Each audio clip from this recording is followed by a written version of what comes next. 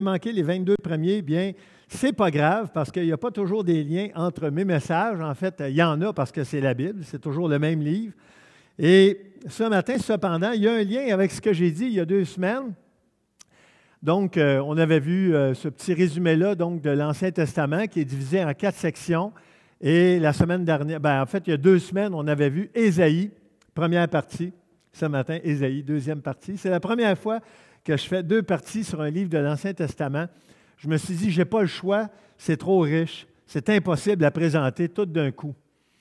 Ici, c'est un verset que je ne vous ai pas partagé à date parce qu'il est particulier justement en lien avec les prophéties. Ça dit l'importance de lire les livres prophétiques de l'Ancien Testament selon un passage du Nouveau Testament, donc 2 Pierre 1.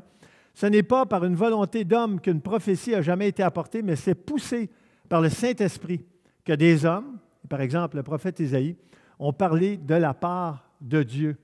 Et donc, ce matin, ce que je vous partage, ce n'est pas juste une parole de l'Ancien Testament, c'est une parole de l'Ancien Testament qui a été poussée par le Saint-Esprit à un homme qui s'appelle Ésaïe, qui était un porte-parole de Dieu.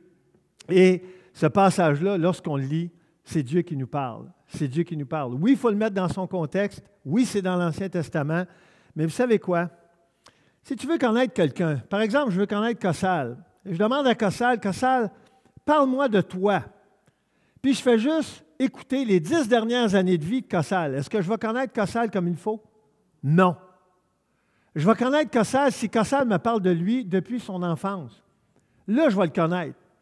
Et quand tu fais juste lire le Nouveau Testament, c'est un peu comme si tu voulais juste connaître Dieu à partir de la révélation du Nouveau Testament. Et donc, tu te prives de toute cette exposition sur la personne de Dieu qu'il y a eu dans l'Ancien Testament et qui t'aide à comprendre le Nouveau Testament. Parce que ce sont 2 livres complémentaires. On ne peut pas dire tout un, tout l'autre. Non, c'est les 2 qui sont complémentaires. Et oui, toujours dans son contexte. Même le Nouveau Testament, en passant, il faut le prendre dans son contexte, là. Parce que si on ne le prend pas dans son contexte, vous allez tous déposer votre paie ici, on va tous mettre ça en commun, puis on va partager ça. Là. C'est ça qu'il faisait dans le Nouveau Testament. Lorsque l'Église est née, là, c'est ça qu'il faisait. Pourquoi on ne le fait pas? On n'est pas là.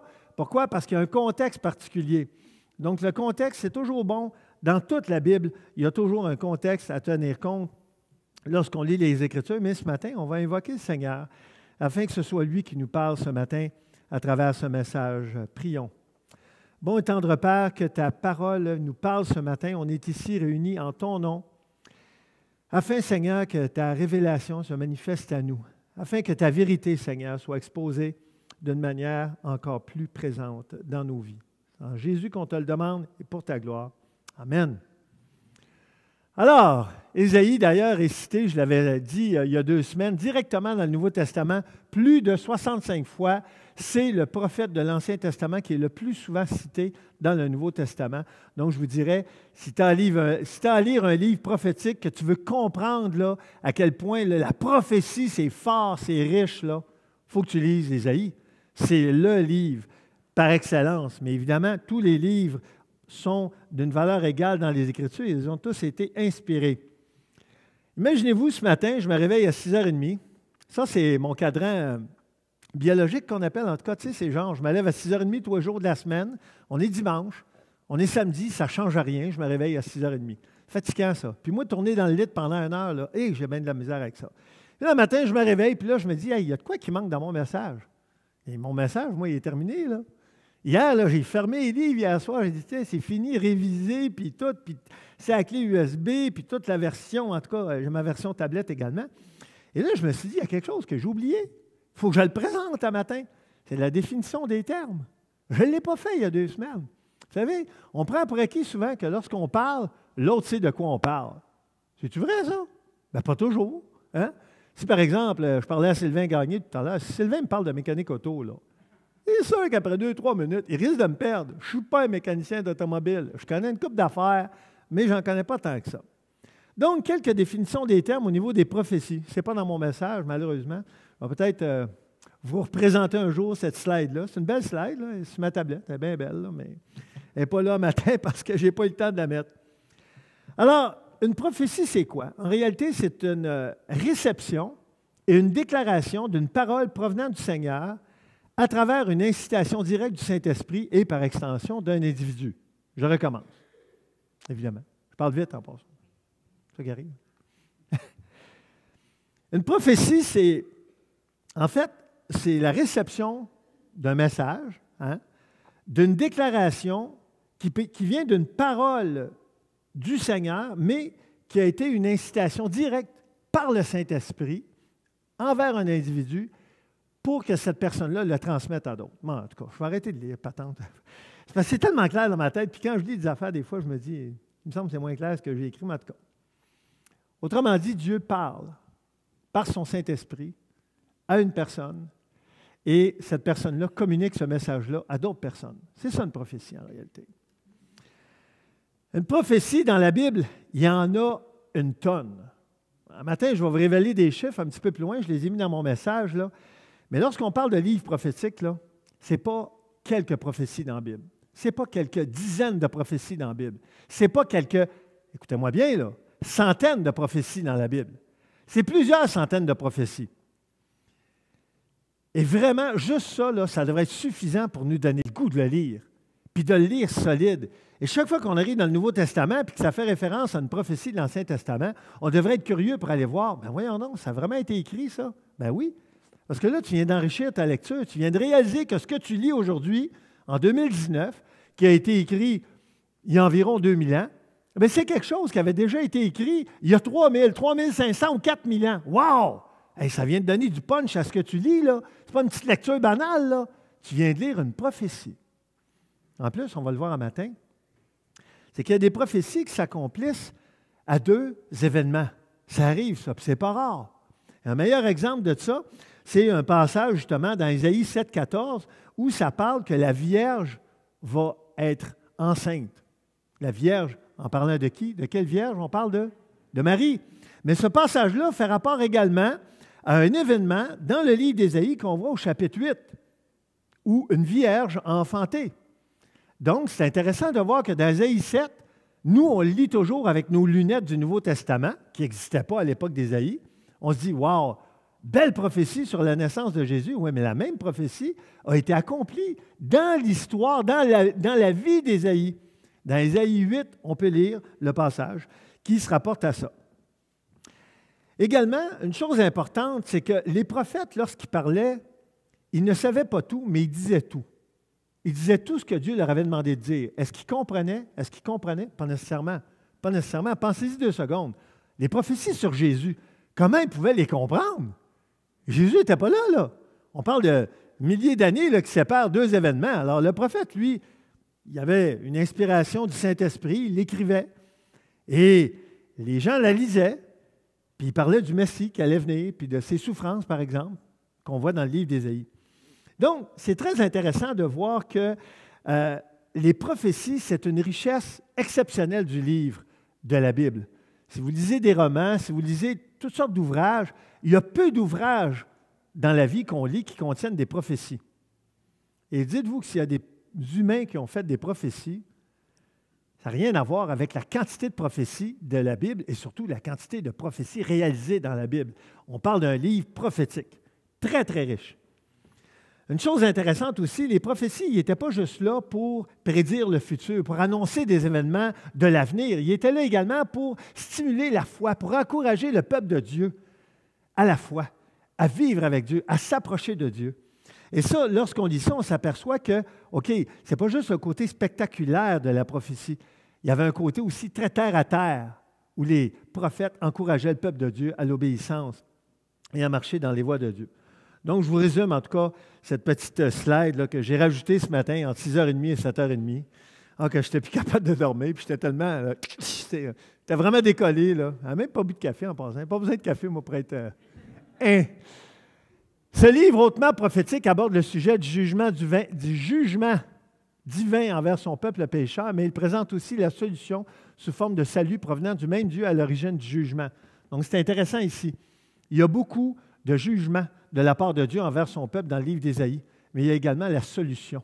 Et c'est ça qui est beau avec Dieu. Parce que Dieu ne fait pas juste dire à son peuple ou au peuple sur la terre, vous êtes pécheurs. Excuse, ça va trop vite là, dans ma tête. Là. il donne aussi la solution à ça. C'est ça la beauté de la chose. C'est comme si tu dis à quelqu'un, « Hey, c'est pas correct ce que tu fais. » Puis tu arrêtes là. Bien, excuse-moi, là, tu viens de donner à moitié de l'information. Pourquoi tu ne dis pas la bonne façon de faire la chose? Tu sais, tant que tu ne dis pas la bonne façon de faire la chose, ça n'a pas donné grand-chose d'y dire que ce qu'il faisait, ce n'était pas correct. OK, mais as-tu une solution à me dire? Donc, ça, c'est intéressant, c'est ce qu'on voit dans le livre d'Ésaïe. Tout comme dans l'ensemble des Écritures, l'Éternel est présenté ici comme un être pur et parfait, entièrement saint. Si vous voulez dire 3 fois saint, dites-le, mais je sais que Dieu, il est plus que 3 fois saint, il est infiniment saint. Voilà. Qui ne peut passer sous silence les manquements et transgressions de ses créatures, l'être humain. Le Dieu de grâce que le prophète dépeint est un Seigneur et Maître caractérisé par une compassion et une miséricorde sans limite. Hey, là, j'ai fait de quoi de ben trop grave, hey, mon ami. Tu ne connais pas le Seigneur. Cossal nous en a parlé un matin. Hein? La miséricorde de Dieu et sa grâce, là, c'est quelque chose. Tout comme nous, le peuple d'Israël était parfois ou même souvent indifférent aux préceptes de l'Éternel. Et tout comme pour nous, en Jésus, c'est seulement par la grâce exceptionnelle de Dieu qu'il ne détruisit pas son peuple à l'époque du prophète Ésaïe. Dans sa grâce inestimable, et c'est vraiment, le mot est bien choisi, le qualificatif, inestimable, l'Éternel manifesta son pardon et sa miséricorde envers Juda et Israël, comme il le fait envers nous aujourd'hui. Le livre d'Ésaïe se démarque des autres livres de l'Ancien Testament en ce qu'il expose sans détour que le salut ultime de l'Éternel Dieu proviendra du Messie, c'est-à-dire Jésus, véritable messager de paix et de justice, qui sera envoyé à son peuple pour le sauver et régner sur lui. Son royaume ici-bas est le focus vers lequel pointent les Écritures qu'on retrouve dans Ésaïe, particulièrement au chapitre 65 et 66. On parle donc des 2 derniers chapitres d'Ésaïe. On n'est pas là encore, là, en passant. On s'en va vers là. C'est alors que la justice divine sera entièrement présentée et exposée à ce monde déchu. On l'avait vu dans le dernier message, l'accomplissement des prophéties sur la première venue de Christ a donné à Ésaïe une confirmation supplémentaire. Le modèle d'accomplissement littéral de ces prophéties déjà accomplies donne l'assurance que les prophéties sur la seconde venue de Christ, ce qui n'est pas encore arrivé, la seconde venue de Christ, verront également un accomplissement littéral. Autrement dit, les prophéties qui se sont réalisées sur la première venue de Jésus il y a 2000 ans, il y en a des centaines qui se sont réalisées. Des centaines. Ça, c'est l'assurance que ce qui nous est dit sur la deuxième venue de Jésus bientôt, Maranatha, je viens bientôt, dit le Seigneur, c'est une preuve que ça aussi, ça va se réaliser. Je ne sais pas si vous me suivez, là. Si je vous ai reçu à manger et que je vous ai bien nourri, il y a des bonnes chances la prochaine fois que vous allez venir manger chez nous, je vais bien vous nourrir. En tout cas, ça m'est venu comme ça en tête. Le pire, c'est que ce n'est pas moi qui vais vous nourrir, là, ça risque d'être Liette. Elle est meilleure que moi. À quoi comparer la lecture et la méditation du livre d'Ésaïe? Je vous l'avais dit l'autre fois, je me suis dit, je vais le mettre en image, parce que pour moi, c'est vraiment ça quand je lis Ésaïe. Vraiment. Un festin. Un festin gastronomique. Un festin savoureux. Un festin diversifié et un festin nutritif. C'est ça pour moi le livre d'Ésaïe. 66 chapitres où il y a vraiment de la diversité. Vous allez le voir encore ce matin. Le message, il y a 2 semaines, j'avais couvert les 30 premiers chapitres, si je ne me trompe pas. Et vous allez voir dans quelques chapitres ce matin, on va voir encore du contenu, de la richesse. Wow! Je le lis, là, je le médite, là, puis je me dis à chaque fois, mais c'est pas possible. Ça fait des années que je lis ce livre-là, mais là, parce que j'amène un message, j'ai comme approfondi là, à tel point là, qu'à chaque chapitre, là, je le lis, puis vous savez quoi? Je le relis, puis je le relis, puis je prends des notes parce que je me dis, mais voyons donc, comment ça fait que je n'ai jamais vu ça? Hein? C'est comme si tu manges de quoi, puis tu ne t'y arrêtes pas, puis après ça, la personne commence à te parler de ce que tu viens de manger. Hein? T'es sérieux, toi? C'est si nutritif, c'est si bon pour la santé, voyons donc. Je ne le savais pas. Moi, je pensais que c'était juste une bouffe comme un autre. Non, Ésaïe, là, il y a du stock là-dedans. Donc, on va parler aujourd'hui des versets clés du livre d'Ésaïe, 2e partie. Ça ici, Ésaïe 35, c'est un passage qui a souvent été cité dans les camps d'été. Camp des Bouleaux, camp Patmos. Parce qu'on parle souvent, on veut encourager le peuple de Dieu au repos, au calme, en allant dans un camp l'été, passer une semaine. Car ainsi a parlé le Seigneur l'Éternel, le Saint d'Israël, c'est dans la tranquillité et le repos que sera votre salut. C'est dans le calme et la confiance que sera votre force. Évidemment, cette tranquillité, ce repos, ce calme et cette confiance, c'est dans le Seigneur qu'on l'apprend. Ce n'est pas en nous. Ce n'est pas dans les gens autour de nous. Ce n'est pas dans un endroit non plus. Tu pourrais aller dans l'endroit le plus paradisiaque au monde, puis pas te sentir bien dans ton cœur. Écoute, c'est ma montre qui me parle. Elle me parle comme ça. Je n'ai jamais rien demandé. Les trucs intelligents, là, de la misère avec ça, moi. Ça, c'est ce qui est le plus troublant, par exemple, dans Ésaïe 35. Ça termine en disant, « Mais vous ne l'avez pas voulu. » Pourquoi je vous dis ça? Parce que même si Dieu te présente son plan de tranquillité, de repos, de calme et de confiance, tu peux le refuser et je peux le refuser. Le Seigneur nous donne des promesses extraordinaires, ça ne veut pas dire qu'on les prend et qu'on se les approprie. Et malheureusement, parce qu'on ne le fait pas souvent, on ne vit pas la vie chrétienne qu'on devrait vivre. On n'est pas victorieux comme on devrait l'être. On n'a pas l'assurance qu'on devrait avoir dans le Seigneur comme on devrait l'avoir. Toujours dans Ésaïe 30, un Dieu de grâce et de miséricorde, je vous l'ai dit tout à l'heure, l'Éternel désire vous faire grâce et il se lèvera pour vous faire miséricorde. Ça, c'est intéressant, là, ce qui est écrit là. Il désire nous faire grâce. Je ne sais pas si vous me suivez, là. Il désire ça. Fait que si dans ta tête, tu as trop péché, si dans ta tête, tu as trop été mauvais, tu as trop été méchant, tu as trop été loin dans ton éloignement de Dieu, puis tu te dis, mais là, oublie ça, là, le Seigneur ne peut plus me pardonner ça. Là. Ça fait tellement de fois que je recommence la même bêtise. Voyons non! Il désire nous faire grâce. Il se lèvera pour nous faire miséricorde. Et voici pourquoi. Car l'Éternel est un Dieu juste et dans sa justice, c'est ce qu'il est, c'est ce qu'il fait. Heureux tous ceux qui espèrent en lui. Ésaïe 31, c'est des extraits en passant, là, parce que vous comprenez que si on lit Ésaïe 30, on va en avoir jusqu'à 11h30, là, puis on ne bougera pas de ça, donc c'est des extraits. Ça, c'est intéressant. J'ai fait un parallèle. Ésaïe 31, ça dit ici, « Malheur à ceux qui descendent en Égypte pour avoir du secours, qui s'appuient sur des chevaux. » Vous savez, Dieu est obligé de dire au peuple souvent, parce que le peuple voulait retourner en Égypte à un moment donné. Dieu les avait sortis d'Égypte. Dieu les avait sortis de l'esclavage de l'Égypte. Dieu les avait sortis des tourments. Dieu les avait sortis de toutes les épreuves qu'ils ont vécues en Égypte. Mais le peuple, quand il n'y avait pas ce qu'il voulait, il voulait retourner en Égypte. Puis c'est arrivé plus d'une fois. Et Dieu est obligé de leur dire, « Hey, wow, une minute, là. Pas vrai, là, tu ne vas pas retourner en Égypte, là. Tu ne réalises pas là, ce que tu as vécu en Égypte, là. » Puis, vous savez, après une couple de générations, les gens ne savaient pas nécessairement ce qui avait été vécu en Égypte. Fait qu'ils se disaient, en Égypte, au moins, le monde mangeait, puis on était bien. Puis, non. Pas de même, ça marche, là. Alors, pour moi, il y a un parallèle intéressant ici, à savoir, à quel endroit je prends ma force dans ma vie? À quel endroit je puise ma force dans mes épreuves? Est-ce que c'est dans des ressources humaines ou dans des ressources divines? Parce qu'ici, le reproche qui est fait, c'était justement à ceux qui prenaient leur force en dehors de Dieu.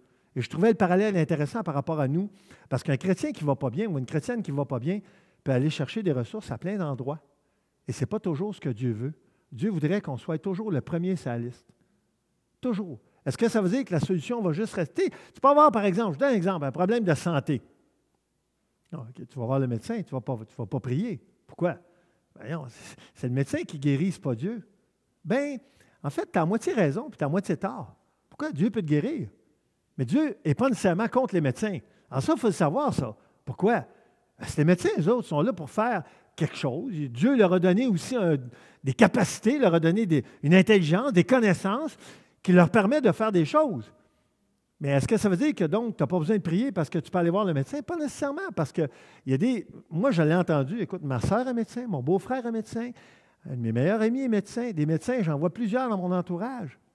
Et j'ai entendu plus d'une fois des médecins dire, ça, c'est plus de notre regard. On a fait ce qu'on pouvait faire, on ne contrôle plus la situation. Puis je l'ai entendu plus d'une fois. Les médecins sont conscients de leurs limites. Nous, on les voit comme des demi-dieux, les médecins. Hein. Ils connaissent le corps humain. Wow, ils sont là, puis on leur fait confiance, là, tu sais. Plus que ça encore. Non, c'est des humains. Ils ont leurs limites. Ils sont conscients de leurs limites. Et il y a des endroits dans la Bible où il y a des personnes qui se sont fait reprocher de ne pas aller vers Dieu alors qu'il y avait de la maladie dans leur vie. Est-ce que ça veut dire de ne pas aller voir un médecin? Non. Mais on devrait toujours prier. Ne vous inquiétez de rien. Mais en toute chose, faites connaître à Dieu vos besoins par des prières et des supplications avec des actions de grâce. Je vous cite un passage très connu du Nouveau Testament. Mais qui ne regarde pas vers le Saint d'Israël et ne recherche pas l'Éternel. C'est ça que Dieu reprochait au peuple. Vous ne regardez pas à moi pour avoir des solutions dans vos épreuves. Vous regardez ailleurs. Et Dieu leur reprochait ça. Quelle est notre Égypte? Quels sont nos chevaux? Source de notre force dans les épreuves. Ça, c'est intéressant. Ésaïe 33, on parle d'un Dieu qui agit au quotidien. Éternel, aie pitié de nous, nous espérons en toi. Sois notre aide chaque matin. Chaque matin, je l'ai souligné, ça m'a frappé. Ce n'est pas un Dieu du dimanche matin, le Dieu de la Bible, vous savez ça? Trop souvent, on vit une religion. Et moi, là, j'ai quitté une religion pour aller vers une relation. Quand j'ai accepté le Seigneur, je vous le dis, là, ça, c'est ce qui m'a accroché, une des choses qui m'a accroché le plus. Le gars qui m'a conduit au Seigneur dit, Sylvain, tu as connu une religion quand tu étais petit. C'est vrai, hein? Puis là, quand il m'a expliqué, je dis, oui, tu as raison. C'était le dimanche matin que ça se passait seulement. Le reste du temps, je vivais ma vie n'importe comment. Là. Bien, il dit, là, c'est différent, c'est une relation, puis c'est à tous les jours. Puis tout de suite, je me souviens de ma réponse. Il y a 35 ans, j'ai dit à Richard, ça m'intéresse. Ça m'intéresse. Il dit, c'est une relation quotidienne. Soit notre aide chaque matin et notre délivrance au temps de la détresse. Et là, j'ai mis une espèce d'image en haut, 24/7, 365. Vous savez ce que ça veut dire, ça? Le Seigneur va être là 24 heures par jour. Combien de jours? 7 jours par semaine. Combien de jours par année? 365 plus 1 pour l'année bissextile. Et j'ai mis la petite image en bas. Et son cœur si patient, si tendre, c'est un super beau cantique que j'ai appris il y a 35 ans, que je me souviens encore. C'est pour voir aux besoins de ma foi.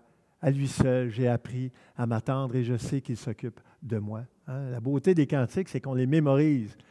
Un des passages d'Ésaïe, parce qu'il y en a plusieurs qui parlent de Jésus, donc je l'ai mis en rouge, le nom de Jésus. La venue de Jésus parmi nous, Ésaïe 35. « Fortifiez les mains languissantes, affermissez les genoux qui chancellent, dites à ceux qui ont le cœur troublé, prenez courage, ne craignez point, voici votre Dieu, il viendra lui-même. » Wow! De qui on parle? C'est Jésus, il viendra lui-même et vous sauvera. Alors s'ouvriront les yeux des aveugles, s'ouvriront les oreilles des sourds. Alors le boiteux sautera comme un cerf et la langue du muet éclatera de joie. Et c'est ce qu'on voit dans le Nouveau Testament. Les guérisons de Jésus, ça touche des aveugles, ça touche des sourds, ça touche des boiteux, ça touche des muets. Passage d'Ésaïe 35, juste ça, ça serait suffisant pour me dire, hey, moi j'accepte le Seigneur tout de suite. Là.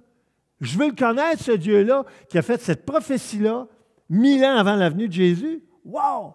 Je veux le connaître, ce Dieu-là. Je veux le connaître dans ma vie. Je veux l'avoir comme Seigneur de ma vie, à tous les jours, 24/7.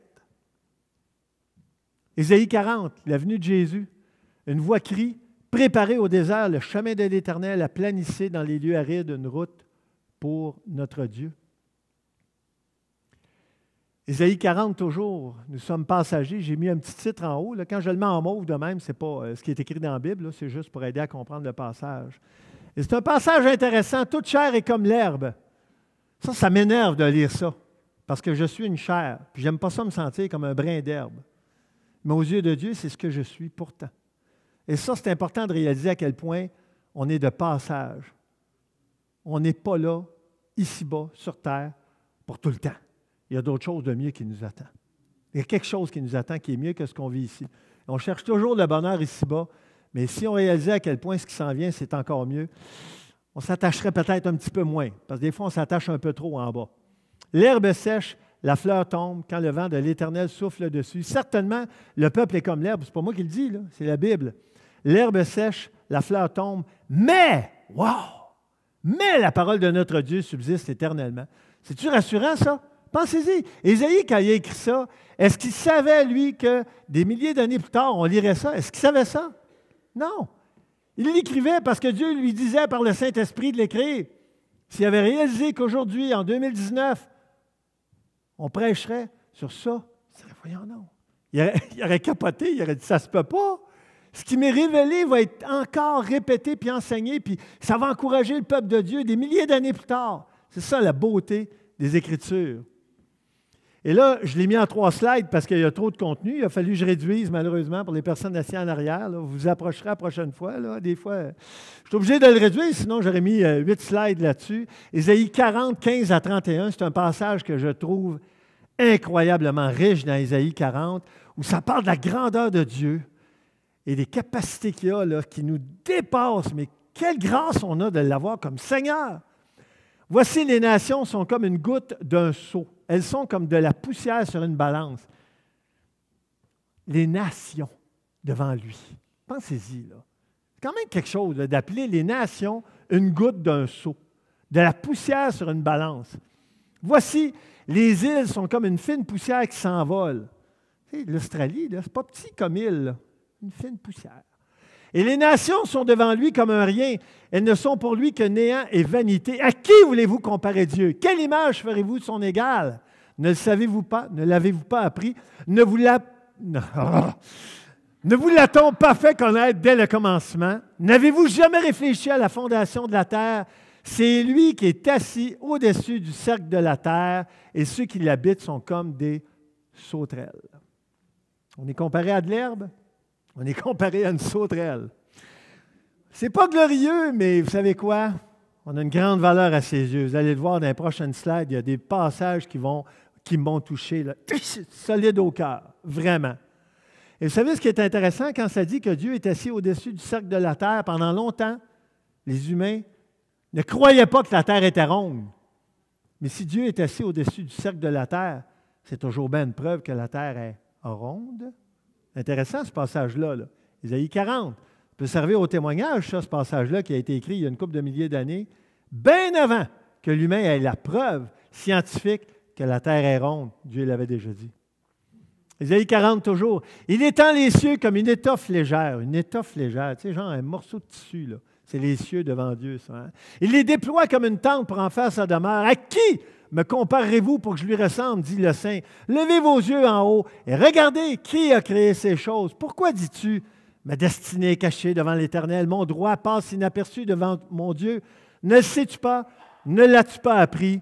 C'est le Dieu d'éternité, l'Éternel, qui a créé les extrémités de la terre. Et ça continue encore plus loin, ce passage-là, tellement riche d'Ésaïe 40. Il ne se fatigue point, il ne se lasse point. Ça, c'est le Dieu des croyants de la Bible. Un Dieu qui ne se fatigue point, qui ne se lasse point. On ne peut sonder son intelligence. Il donne de la force à celui qui est fatigué. Il augmente la vigueur de celui qui tombe en défaillance. Les adolescents se fatiguent et se lassent, et les jeunes gens, les jeunes hommes chancellent. Et là, le parallèle est utilisé justement pour montrer un contraste.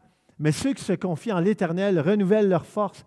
Ils prennent leur vol comme les aigles. Ils courent et ne se lassent point. Ils marchent et ne se fatiguent point. Vous savez, je l'ai un peu expérimenté, ce passage-là. Ce n'est pas une blague, ce que je vous raconte. Vendredi, je suis au travail, je me blesse physiquement. Okay? Ceux qui m'ont vu hier matin, vous le savez. Et là, je me dis, aïe, aïe, je me suis blessé dans le cours de mon travail. C'est un travail physique, fait que bon. Et écoutez, il y a des profs qui m'ont dit, bien, prends congé, va voir le médecin. Tu sais. Là, je me voyais déjà recevoir un billet, là, tu sais, une semaine ou deux de congé. Là. Je vous le dis, j'avais de la misère à me tenir debout et j'avais mal. J'étais blessé à une jambe. Je suis quand même pas rien, une jambe, hein, tu en as besoin, comme dans la vie. Là. Je suis là devant vous un matin. Hier, j'ai passé à la tondeuse. Écoutez, je vous le dis, là, j'ai prié. Je peux aller voir un médecin, mais j'ai fait tout ce que les médecins prescrivent pour ce type de blessure-là. Je vous le dis tout de suite, parce que je sais c'est quoi. Ce n'est pas la première fois que je me blesse comme ça. Donc, j'ai fait ce que j'avais à faire, mais j'ai prié aussi. J'ai dit, Seigneur, garde, j'ai ma journée à faire, puis dimanche, je vais être là, puis j'aimerais ça pouvoir me tenir debout. Je pense que Dieu est capable de le faire. Si c'est écrit, ça doit être vrai, n'est-ce pas? Ésaïe 41, « Mais toi, mon serviteur », et là, évidemment, il parle d'Israël. Parfois, il y a un télescopage prophétique aussi qui peut se rapporter à Jésus. Ce n'est pas toujours clair. Mais comme je vous ai dit tout à l'heure, une prophétie peut s'appliquer facilement à deux événements. Et ce n'est pas rare que ça se passe dans la Bible, particulièrement dans le livre d'Ésaïe. « Mais toi, mon serviteur », et là, je me suis dit, est-ce qu'on est des serviteurs du Seigneur, oui ou non? On est-tu des serviteurs du Seigneur? C'est ce qu'on m'a dit, moi, le jour où j'ai accepté le Seigneur. Sylvain, le Seigneur veut te sauver pour que tu sois à son service. Ah, j'ai dit, ça me plaît bien, ça. D'avoir ce maître-là, ça me plaît bien. Mais toi, mon serviteur, et là, je me suis mis à la place dans le texte que j'ai choisi. Et je pense que Dieu nous a choisis, là, ceux qui lui appartiennent, ceux et celles qui lui appartiennent. On n'est pas le fruit d'un hasard, là. Dieu nous a choisis, je le crois. Il était souverain, Dieu. Race que j'ai aimée. Wow! Toi que j'ai pris aux extrémités de la terre. Hey, il est quand même venu me chercher, moi, à Ville-la-Salle, là, par le témoignage d'un gars qui avait accepté le Seigneur au lac Saint-Jean, alors que moi, j'étais au lac Saint-Jean avant que ce gars-là soit là, puis que je l'ai encouragé à aller là-bas, puis que lui, il accepte le Seigneur là-bas, il revient. il me parle du Seigneur, puis wow, tu sais, le Seigneur, là, je regarde là, toutes les dédales là, qu'il a pris pour venir me chercher. Là. J'étais genre aux extrémités de la terre, en tout cas, dans ma tête. Que j'ai appelé d'une contrée lointaine, à qui j'ai dit, tu es mon serviteur, je te choisis, je ne te rejette point. Ne crains rien, car je suis avec toi. C'est-tu beau, ce texte-là? Vous savez que c'est écrit plusieurs centaines de fois dans la Bible, ne crains rien, et qu'on est donc peureux. Tu l'as dit, je pense, dans ta prière, Karine. Il ne faut pas craindre. Je sais pas, il me semble que j'ai entendu ça un matin. Il ne faut pas craindre celui qui peut tuer le corps, qui ne peut pas toucher l'âme. On doit craindre celui qui a le pouvoir sur la vie. Puis il y en a un qui a le pouvoir là-dessus, ultimement, c'est Dieu. Ne crains rien, je suis avec toi. Ne promène pas des regards inquiets, car je suis ton Dieu, je te fortifie, je viens à ton secours. Patente! On a-tu besoin de ça en 2019? On a-tu besoin? Je pense qu'on en a besoin. Déjà, j'écoutais tantôt du monde là, réagir là, un peu là, dans la première partie du culte, là, puis dire il y a des choses qui brassent là, autour de nous. Là. Oui, il y a des choses qui brassent. Puis c'est normal que ça nous touche. Puis ça se peut qu'on ait des craintes, c'est légitime, on est des humains. Mais Dieu nous encourage ici. Puis il répète à plusieurs fois, je te soutiens de ma droite triomphante. Il est droitier, le Seigneur. Là. Aïe, aïe, il doit être tout qu'un punch. Il doit être tout qu'un punch, là. Tu sais, là, on ne parle pas d'un boxeur, là. On parle du Créateur de la vie, de la terre, du ciel et de la terre, de l'univers. Si le Seigneur lève la main droite, là, aïe, aïe. Les nations, on l'a vu tantôt, là. Goutte d'eau, poussière. Je suis l'Éternel, ton Dieu, qui te fortifie, qui te dit, ne crains rien, je viens à ton secours, ne crains rien. Et là, j'ai mis 3 petits points parce qu'il le répète dans ce verset-là à plusieurs reprises. Pourquoi il le répète, vous pensez? Parce qu'on a besoin de l'entendre. Comme quand Jésus il dit, Marthe, Marthe. Pourquoi il dit 2 fois son nom? Il va être sûr que Marthe a compris. Hein? Quand Jésus dit, en vérité, il vient de mettre un emphase. Écoute comme il faut le message, là, ça doit être vrai. Hein? Je viens à ton secours, dit l'Éternel. Non, mais juste ce petit passage-là, là, moi, ça ferait ma journée. Là. Ça ferait ma journée. Parce que j'ai envie des épreuves. Là. Je ne suis pas exempt des épreuves dans ma vie. Là. Puis je ne parle pas juste d'épreuves physiques, des épreuves spirituelles des fois, des épreuves professionnelles dans mon travail. Voici notre Dieu. Et j'ai trouvé cette petite image-là d'une petite brebis dans des mains. J'ai dit, wow! C'est ce qu'on est devant lui. On est comparé à des brebis. Vous savez, Jean 10. Le caractère et l'œuvre de Jésus, donc Ésaïe 42, « Voici mon serviteur que je soutiendrai, mon élu en qui mon âme prend plaisir. J'ai mis mon esprit sur lui. Il annoncera la justice aux nations. Il ne criera point, il n'élèvera point la voix. Il ne brisera point le roseau cassé. Il n'éteindra point la mèche qui brûle encore ou le lumignon qui fume dans certaines traductions. Vous savez, il annoncera la justice selon la vérité. » Passage prophétique sur Jésus. Et c'est exactement ce que Jésus a fait, vous savez. On regarde, là, il ne criait pas, il n'élevait pas la voix. Il a annoncé la justice. Puis il avait tellement de compassion envers les pécheurs autour de lui. Il était dur envers les chefs religieux. Très dur. Parce qu'il connaissait la vérité. Mais il l'exposait mal. Ésaïe 42 toujours, « Je suis l'Éternel, c'est là mon nom, je ne donnerai pas ma gloire à un autre, ni mon honneur aux idoles. Voici, les premières choses se sont accomplies. Je vous en annonce de nouvelles avant qu'elles arrivent. Je vous l'ai prédit. » Et la clé des prophéties, c'est les Écritures. Tu veux comprendre les Écritures, tu veux connaître les Écritures. Et toute la richesse prophétique de la Bible, lis la Bible. C'est pas compliqué, il faut que tu lises la Bible. Et lis pas juste dans le Nouveau Testament. Parce que c'est en faisant justement les 2 lectures qu'on est capable de dire, voyons, je l'ai déjà lu ça. Puis là, tu vois un petit numéro des fois dans ta Bible, un petit chiffre. Puis là, tu regardes le chiffre, ah, OK, ça a rapport avec ça. Puis là, tu vas lire dans l'Ancien Testament. Et là, tu viens de comprendre là, que ce que tu viens de lire, c'est riche. Ça a été écrit 2000 ans avant, 1000 ans avant, 3000 ans avant. C'est ça, la richesse. Les prophéties concernant Jésus dans l'Ancien Testament. J. Barton Payne, dans son ouvrage Encyclopedia of Bible Prophecy, identifie 191 prophéties qui ont une référence personnelle à Jésus. Vous m'avez bien compris, hein? Quand je vous avais dit un matin, c'est plusieurs centaines. Lui en identifie cet auteur-là, ce commentateur-là, 191. Mais ce n'est pas toujours clair les prophéties par rapport à Jésus. C'est-à-dire, on sait qu'il y en a vraiment énormément.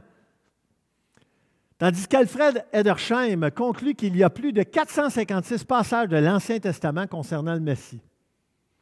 Mais on sait que le Messie, parfois, était vu comme le peuple également.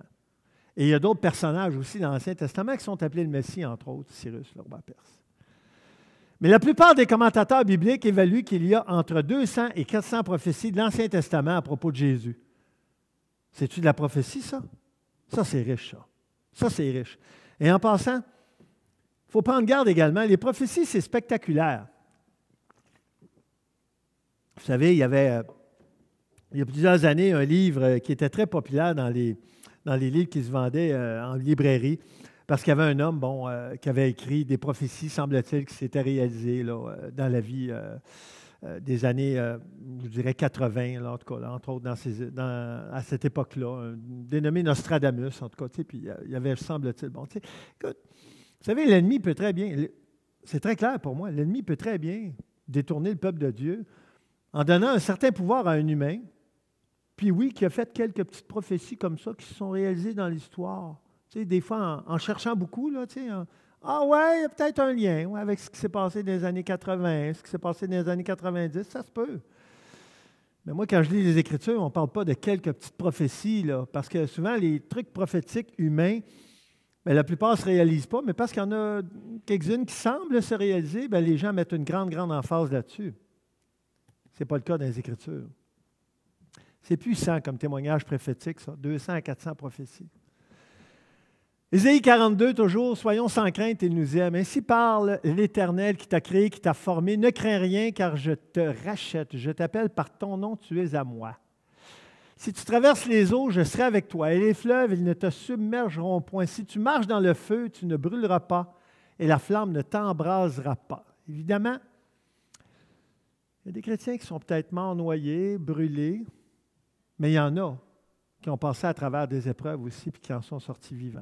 Si vous lisez le livre de Daniel, entre autres, vous allez vous apercevoir qu'il y a des miracles assez touchants. Là. Tu sais, quand des petits lions à côté de toi, là, puis que tu passes dans un four genre extrêmement, extrêmement chaud, là, tu sais, puis tu réussis à sortir de là sans avoir même l'odeur de la fumée sur toi, il y a des passages bibliques qui nous parlent de ça. Mais ici, ce qui est intéressant, c'est la suite du passage. « Je suis l'Éternel, ton Dieu, ton Sauveur. Tu as du prix à mes yeux, tu es honoré. » Et je l'ai souligné en double. « Et je t'aime. Ne crains rien, car je suis avec toi. » Vous savez pourquoi je l'ai souligné en double? Est-ce que vous savez qu'il n'y a pas beaucoup de passages des Écritures où il est écrit littéralement « Je t'aime » de la part de Dieu envers nous? Il n'y en a pas tant que ça. Il y en a beaucoup moins que ne crains rien, en tout cas, ça c'est sûr. Mais je crois comprendre de quoi là-dedans. Avant de connaître le Seigneur, je disais « je t'aime » facilement et légèrement. C'était un instrument de manipulation par excellence envers les filles. Mais envers ma mère également, envers les personnes autour de moi.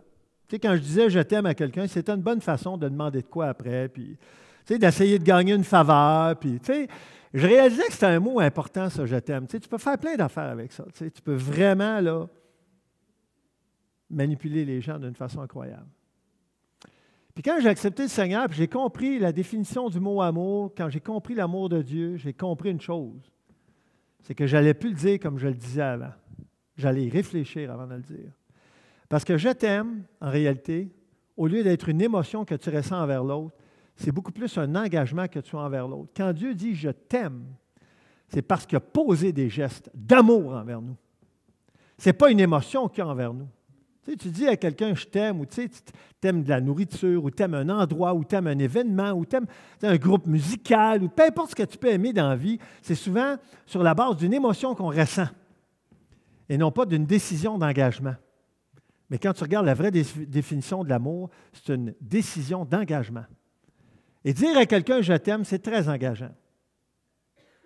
Parce que ça veut dire « je suis prêt à te donner, je suis prêt à sacrifier, je suis prêt à faire quelque chose pour toi qui va te plaire à toi. » Pas nécessairement dans mon registre à moi, mais dans le tien. C'est ça l'amour.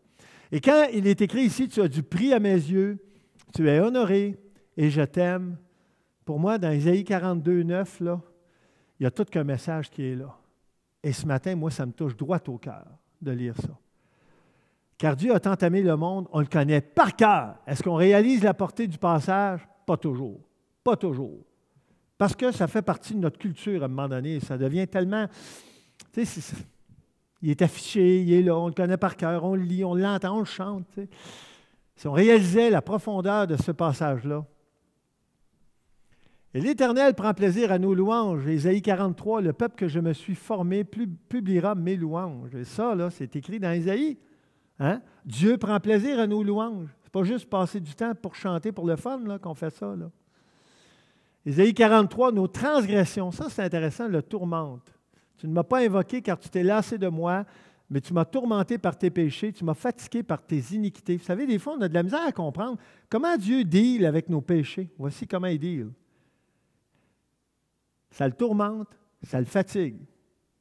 En lisant le Nouveau Testament, je ne comprends pas toujours ce concept-là. Dans quel sens mon péché affecte Dieu? Ça le tourmente, parce que je n'ai pas de raison de pécher. Si je suis proche de lui, je n'ai pas de raison de pécher. C'est moi qui efface tes transgressions pour l'amour de moi, et je ne me souviendrai plus de tes péchés. Évidemment, on sait que notre pardon, c'est en Jésus qu'on l'a. Mais regardez ici ce qui est écrit. C'est moi, et il répète 2 fois. Quand il répète, là, c'est parce qu'il y a de quoi à retenir, là, qui efface tes transgressions. Mais pourquoi Dieu efface mes transgressions? Parce que je suis un bon gars? Non. Pour l'amour de moi, et c'est toujours Dieu qui parle, c'est par amour pour lui qu'il me pardonne. Et quand je réalise ça, là, je réalise à quel point Dieu m'aime, à quel point Dieu est gracieux envers moi. C'est pas parce que je suis un bon gars. Parce que, vous savez, des fois, même, on fait des bêtises, puis après ça, je vais me reprendre, Seigneur, là je vais être correct, là, je vais faire des bonnes choses. Parce qu'en quelque part, on veut gagner sa faveur pour obtenir le pardon. On ne l'aura jamais par nous. Mérite. C'est sa grâce. Et je fais un petit appel au salut ici, s'il y a quelqu'un qui ne connaît pas le Seigneur ce matin. Avec le message qu'il y a là ce matin, tu as toutes les raisons pour accepter le Seigneur dans ton cœur. Est-ce que tu es né de nouveau? As-tu accepté le Seigneur dans ta vie? Lui as-tu demandé de pardonner tes péchés et tes transgressions? On l'a vu, qu'il fatigue et le tourmente, et qu'il vienne régner dans ton cœur. As-tu reçu le Saint-Esprit lors de ta nouvelle naissance? Expérimentes-tu une vie spirituelle quotidienne, une nouvelle vie en Jésus? Et je termine avec ça. Seigneur Dieu, merci pour ce passage et tous ces passages ce matin qui nous rappellent à quel point tu es grand, tu es puissant, tu es bon. Et Seigneur, le Dieu d'Ésaïe, c'est notre Dieu. L'Éternel d'Ésaïe, c'est l'Éternel d'aujourd'hui. Oui, qui s'est manifesté à travers Jésus, et merci pour cela, Seigneur, parce que quelle grâce nous avons de connaître ce merveilleux Sauveur et d'avoir ton Saint-Esprit en nous, ceux et celles qui t'appartenons. On ne le mérite pas, on le sait très bien, mais dans ta grâce, tu as bien voulu nous accorder cela, Seigneur, parce que tu savais que par nous-mêmes, on n'était pas capable d'y arriver. Seigneur, que ces paroles ce matin nous touchent droit au cœur. C'est ton désir. Tu veux faire ta volonté dans nos vies. Tu veux nous sauver et nous transformer à ton image. Et c'est en Jésus qu'on te prie et qu'on te remercie. Amen.